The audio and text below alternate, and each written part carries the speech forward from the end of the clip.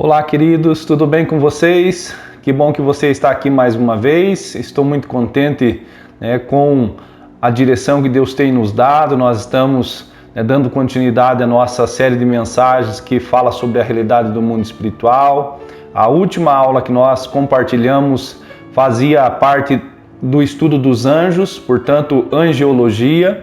Hoje nós iniciamos uma mensagem a respeito de Satanás, sobre a sua origem, o seu caráter e assim por diante. Nós vamos passar algumas semanas falando sobre as características desse anjo caído, desse anjo que se rebelou contra Deus, que perdeu a sua posição no reino dos céus e foi lançado por terra e hoje faz oposição a tudo o que diz respeito a Deus. E eu quero que você preste muita atenção nessa mensagem, porque nós estamos constantemente em batalha contra esse reino do qual Satanás lidera e governa. E nós precisamos conhecê-lo para realmente termos vitória todos os dias pelo sangue de Jesus sobre todas as obras do inferno. Amém? Fique conosco, fique até o fim, aprenda, anote, realmente use esse tempo para edificar a tua fé e assim como também você pode compartilhar esse vídeo e edificar a fé de outras pessoas. Amém? Nós vamos começar falando hoje, queridos, da origem de Satanás. Em relação à origem de Satanás, nós precisamos ressaltar algumas coisas. Os anjos, eles foram criados em harmonia. Você vai ver que, estudando a angiologia, demoniologia, que é o que nós estamos entrando hoje, você vai ver que a origem dos anjos que permanecem na presença de Deus, como a origem de Satanás, como também a origem dos demônios, que são anjos caídos, e eles têm a mesma origem, eles nasceram da mesma maneira, fruto da obra de Deus, fruto da vontade de Deus. No entanto, Satanás e os demônios são consequência de uma rebelião, de um pecado e de um grupo de anjos que foram destituídos do seu lugar original, que seria servir a Deus nos céus. Quando nós lemos Jó, capítulo 38, versículos 6 e 7, nós descobrimos algumas coisas importantes. Diz assim: e as suas bases sobre o que foram postas, e quem colocou sua pedra de esquina, enquanto as estrelas matutinas juntos cantavam e todos os anjos se regozijavam.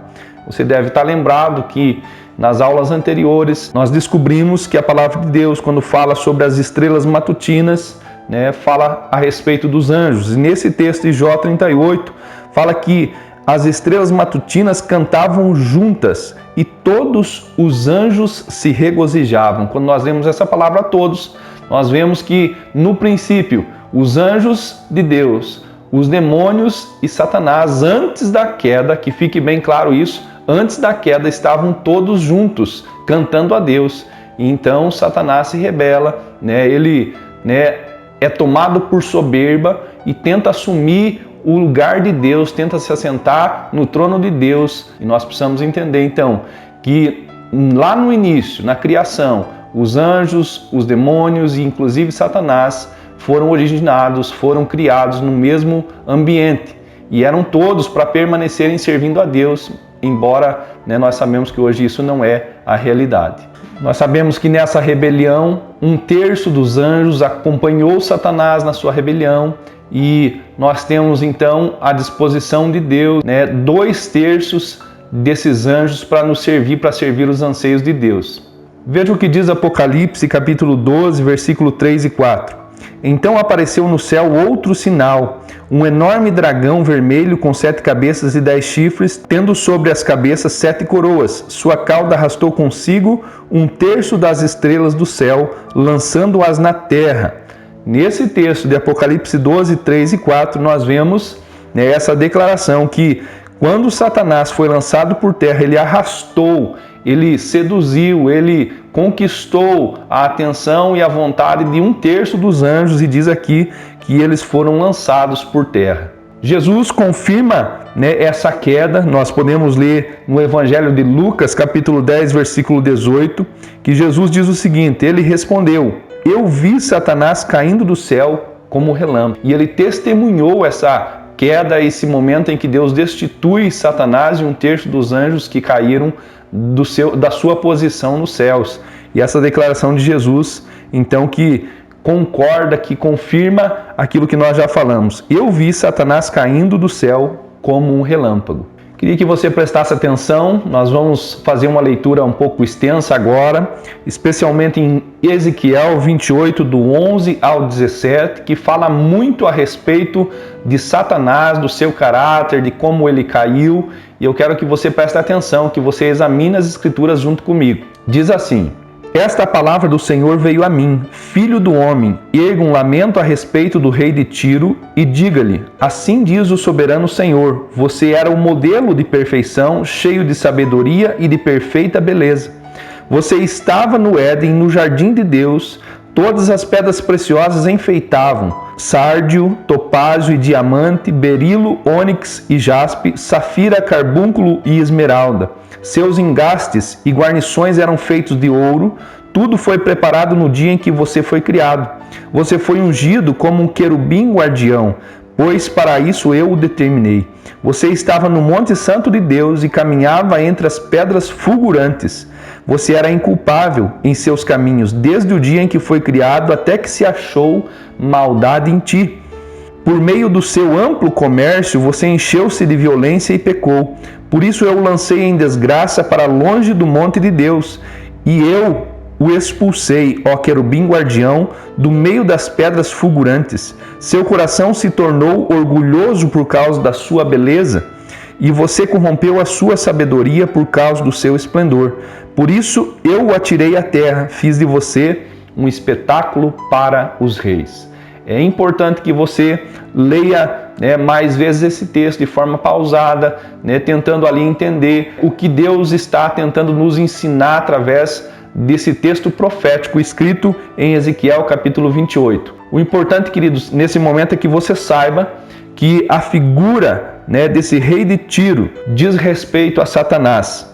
Diz ali, filho do homem, erga um lamento a respeito do rei de Tiro. Na verdade, nós não estamos falando de um rei terreno, estamos falando de alguém que ocupava uma posição no reino dos céus, como diz ali, um querubim ungido, um guardião, que é Satanás antes da queda. É interessante que você perceba que nesse texto algumas características a respeito de Satanás se tornam muito interessantes. Diz ali, você estava no Éden, no jardim de Deus, todas as pedras preciosas o enfeitavam. E ali dá uma lista de pedras preciosas e o texto continua dizendo, você foi ungido como um querubim guardião. Nós já aprendemos isso antes, nas mensagens anteriores, que Satanás, antes da queda, era um querubim guardião. E diz ainda, pois para isso eu o determinei. Deus colocou Satanás, antes da queda, como um querubim, nessa posição, nessa condição de ser realmente guardião. Diz ali, você estava no Monte Santo de Deus e caminhava entre as pedras fulgurantes. Você era inculpável em seus caminhos, desde o dia em que foi criado até que se achou maldade em você.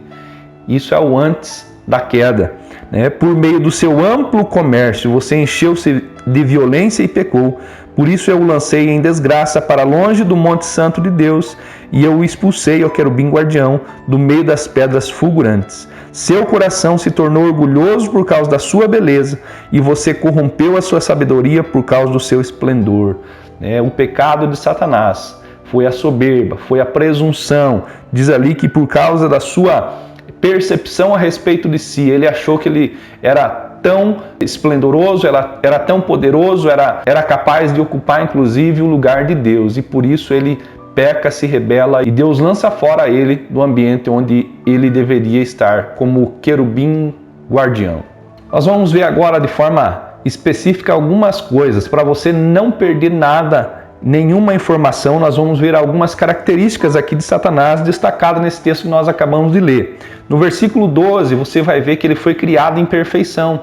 Tudo que Deus cria é perfeito. Inclusive, Satanás, antes da queda, era perfeito, porque ele era uma criação de Deus. No versículo 12 ainda nós vemos que Satanás era cheio de sabedoria.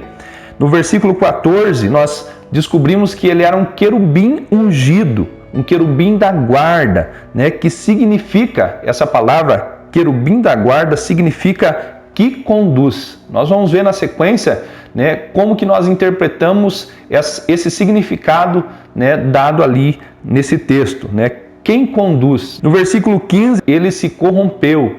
Então, Satanás foi destituído da sua posição, não porque Deus se arrependeu da criação, não porque Deus não gostou mais de Satanás simplesmente, mas porque ele se corrompeu, ele se rebelou, ele realmente deixou de obedecer às ordens de Deus.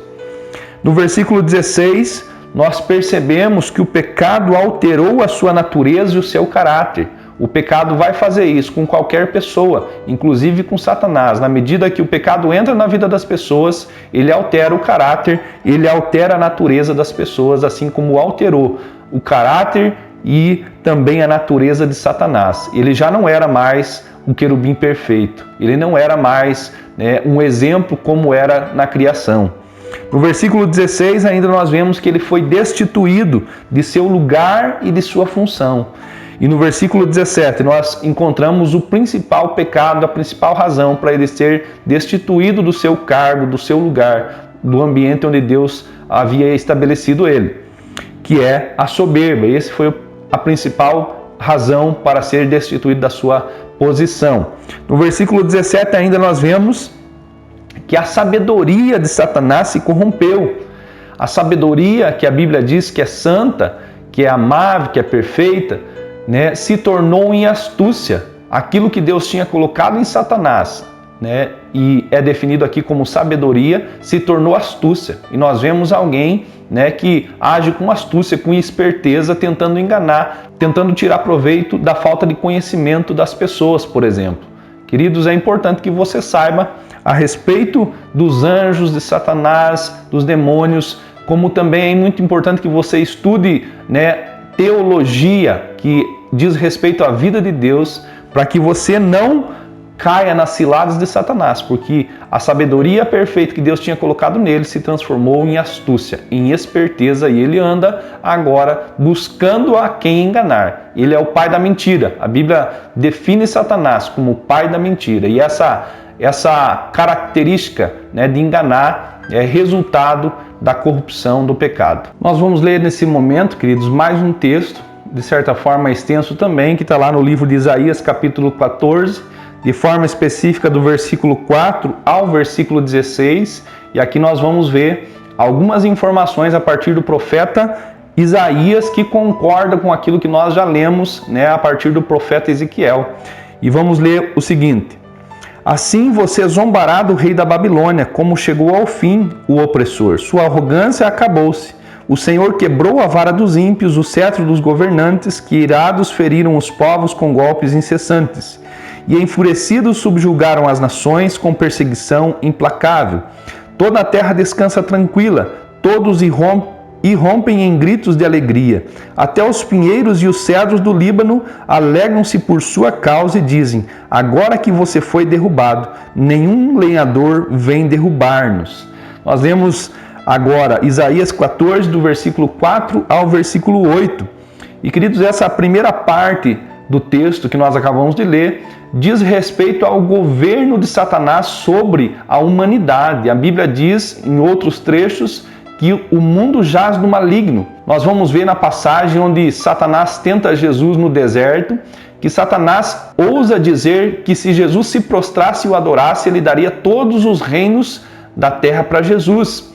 Isso deixa claro que Satanás governa sobre aquelas pessoas que estão longe de Jesus. Tem muitas pessoas que estão mergulhadas no pecado, que estão sob o seu governo. E essa primeira parte de Isaías 14, do 4 a 8, nós vemos a respeito dessa influência que Satanás exerce sobre as pessoas que estão no pecado. Quero que você continue acompanhando a leitura agora a partir do versículo 9. Nas profundezas, o Sheol está todo agitado para recebê-lo quando chegar. Por sua causa ele desperta os espíritos dos mortos, todos os governantes da terra. Ele os faz levantar-se dos seus tronos, todos os reis dos povos. Todos responderão e lhe dirão: você também perdeu as forças como nós e tornou-se como um de nós. Aqui vale a pena nós pararmos e refletirmos sobre mais uma informação. Esse governo vai cessar no momento em que Jesus vem julgar as nações. A Bíblia diz que Satanás vai ser subjugado, que ele também vai ser preso, que ele vai ser lançado no inferno e lá ele vai permanecer. Mas até que esse julgamento, que esse juízo aconteça, esse nosso inimigo continua, perturbando, continua influenciando e de certa forma governando aqueles que estão no pecado. Continue a leitura aqui comigo. Sua soberba foi lançada na sepultura, junto com o som das suas liras, sua cama é de larvas, sua coberta de vermes. Como você caiu dos céus, ó estrela da manhã, filho da alvorada, como foi atirado à terra, você que derrubava as nações, você que dizia no seu coração, subirei aos céus, erguerei o meu trono acima das estrelas de Deus e me assentarei no monte da Assembleia, no ponto mais elevado do Monte Santo, subirei mais alto que as mais altas nuvens, serei como o Altíssimo. Mas as profundezas do Sheol ou do inferno, você será levado, irá ao fundo do abismo. Os que olham para você admiram-se da sua situação e a seu respeito ponderam. É esse o homem que fazia tremer a terra e abalava os céus? Nós vemos uma definição aqui a respeito de Satanás, nesse texto, que diz que ele era a estrela da manhã, que ele era filho da alvorada. Esse termo, estrela da manhã, filho da alvorada, em algumas versões da Bíblia, diz respeito a Lúcifer. Esse é um nome que em algumas versões da Bíblia nós encontramos para Satanás. Estrela da manhã, filho da alvorada, que vem dar origem então a esse termo Lúcifer. Nós vemos aqui que Satanás, ele fazia planos, que ele planejava se assentar no trono de Deus, ocupar o lugar mais alto, mais importante de governo sobre terra e céu. Mas a Bíblia diz aqui, que nas profundezas do Sheol, nas profundezas do inferno, você será levado, irá ao fundo do abismo. Essa é a sentença dada a Satanás por sua rebelião e por seu pecado, por sua soberba e por sua presunção. Ele está designado, ele está já condenado a passar a eternidade no inferno. Amém, queridos? Nós vamos ver agora mais algumas evidências dentro desse texto que nós lemos, de Isaías 14, do 4 ao 16, e do versículo 4 ao 8, como eu já citei aqui, fala do governo que Satanás exerce sobre aqueles que estão em pecado, e nós podemos ver lá em Lucas 4:6 que isso se confirma, no momento em que Satanás ousa dizer que ele, se Jesus se prostrasse e o adorasse, lhe daria autoridade sobre os reinos da terra. Isso quer dizer que Satanás detém algum tipo de influência, algum tipo de governo sobre as pessoas que estão mergulhadas no pecado. Vamos ler lá, Lucas 4, versículo 6. E lhe disse, eu lhe darei toda a autoridade sobre eles e todo o seu esplendor, porque me foram dados e posso dá-los a quem eu quiser. E a pergunta que vem agora é, quando é que Deus deu autoridade para Satanás? Quando é que Deus deu governo para Satanás?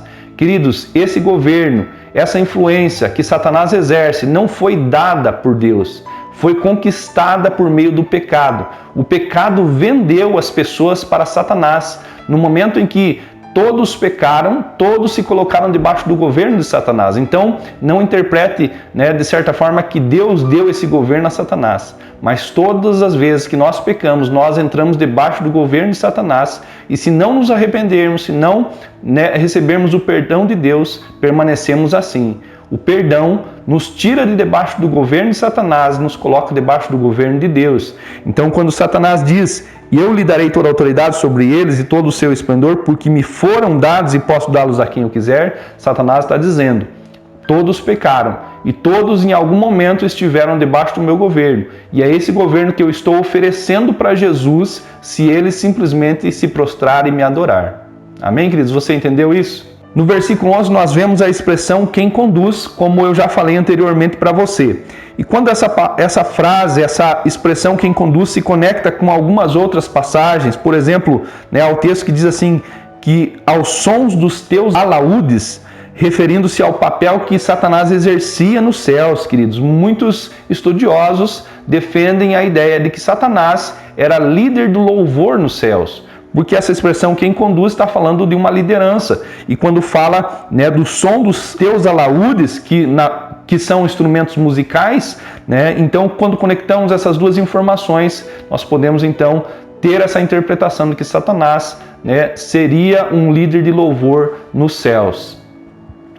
No versículo 13 e 14, nós confirmamos aqui o pecado responsável pela queda de Satanás, que foi a soberba. Então, tanto Ezequiel quanto Isaías nos dão essa informação, que o pecado que levou Satanás à queda foi a soberba. E no versículo 15, nós vemos que Satanás já sabe que ele está julgado e sentenciado, e nós vamos conferir essa informação lá em Apocalipse 12:12. Satanás já sabe que ele é um perdedor, que ele é um derrotado, mas no tempo que lhe resta, ele continua a fazer as suas vítimas, continua iludindo as pessoas, enganando, realmente cumprindo seu papel de pai da mentira, né? Aquilo que estava no momento da queda no coração de Satanás continua no seu coração.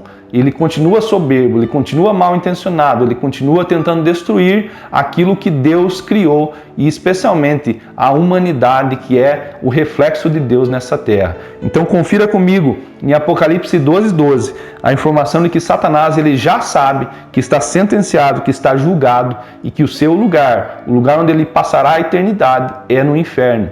Portanto, celebrem os céus e os que neles habitam, mas ai da terra e do mar, pois o diabo desceu até vocês. Ele está cheio de fúria, pois sabe que lhe resta pouco tempo. Queridos, quando nós estimulamos você a orar pela volta de Jesus, nós temos vários motivos para isso. Primeiro e mais importante é que, se nós estamos em Cristo, a volta de Jesus significa que nós selamos a condição de salvos. De forma definitiva, nós estaremos permanentemente, eternamente nos céus. Mas é importante também que quando Jesus voltar, nós vamos ver isso acontecendo. Esse tempo, vai sendo realmente encurtado para que Satanás, de forma definitiva também, seja lançado no inferno e lá permaneça.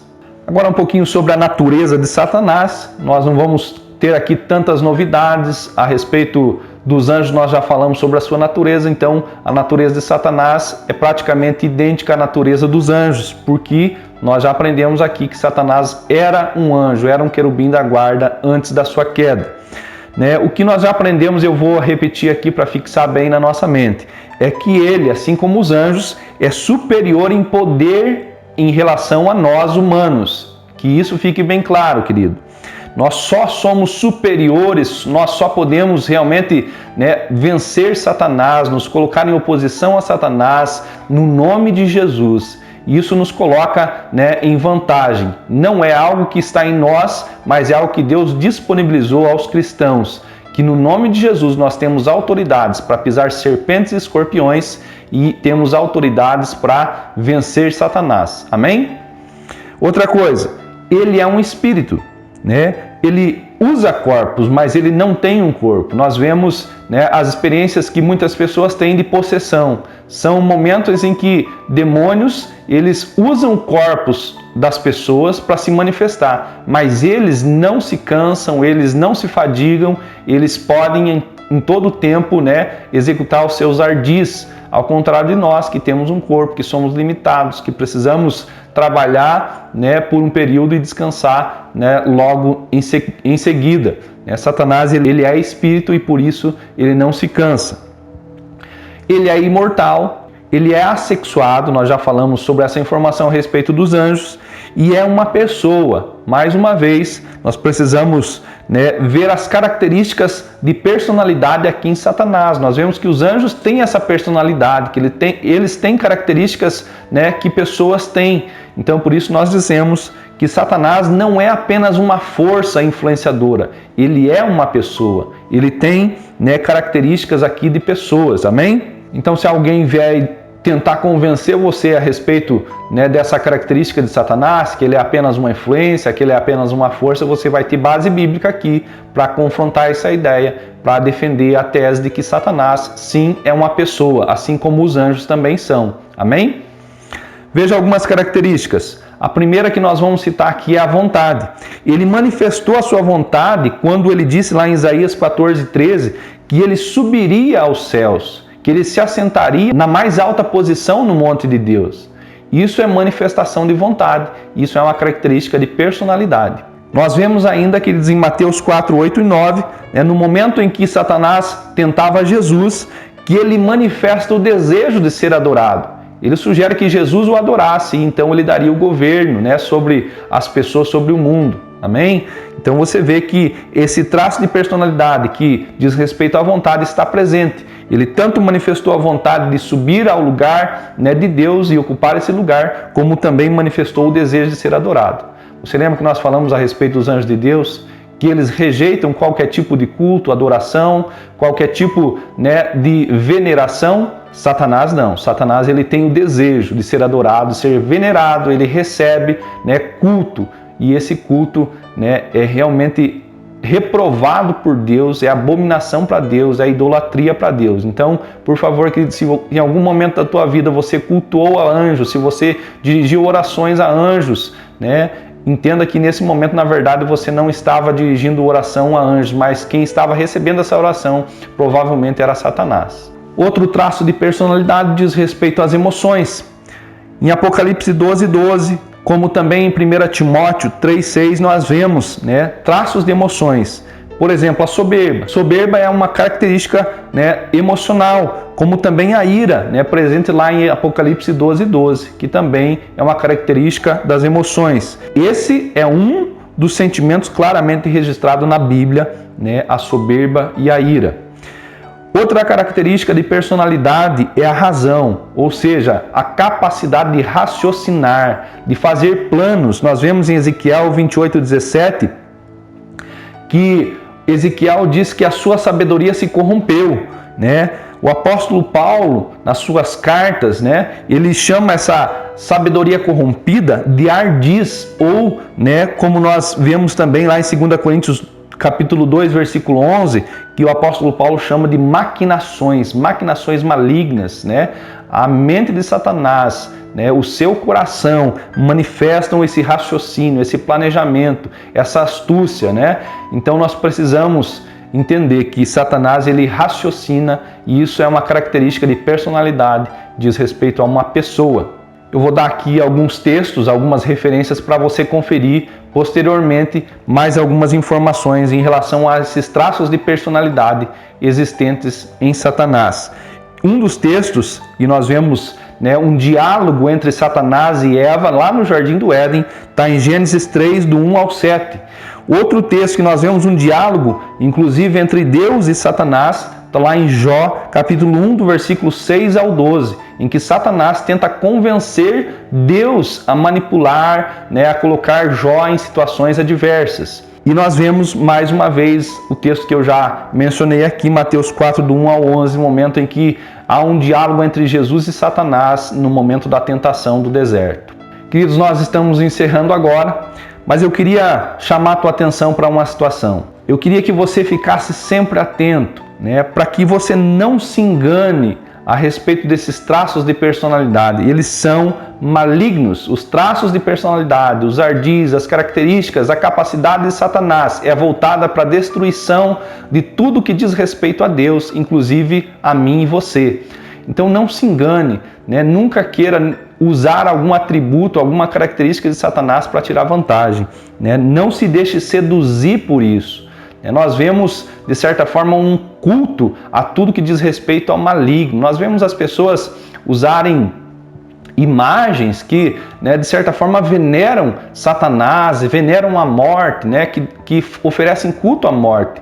Especialmente entre os jovens, entre os adolescentes que praticamente não conhecem ou praticamente desconhecem tudo que diz respeito a Satanás. Então nós vemos banda de rock, nós vemos, né, muitas coisas inseridas na nossa cultura que veneram a morte, que veneram Satanás e acham que é vantagem, então, né, ter algum traço dessa personalidade de Satanás. Por isso fique atento, nunca ache que é um motivo de admiração. Sempre tenha certo no teu coração que isso é abominação para Deus, e tudo que é abominação para Deus é abominação para mim e para você, porque nós fomos chamados para ser santos como santo é o nosso Senhor. Amém? Deus abençoe tua vida, espero que você tenha aprendido, que você tenha sido edificado, e até a próxima. Nós continuamos essa série de mensagens a respeito de demoniologia. Amém? Abraços, queridos.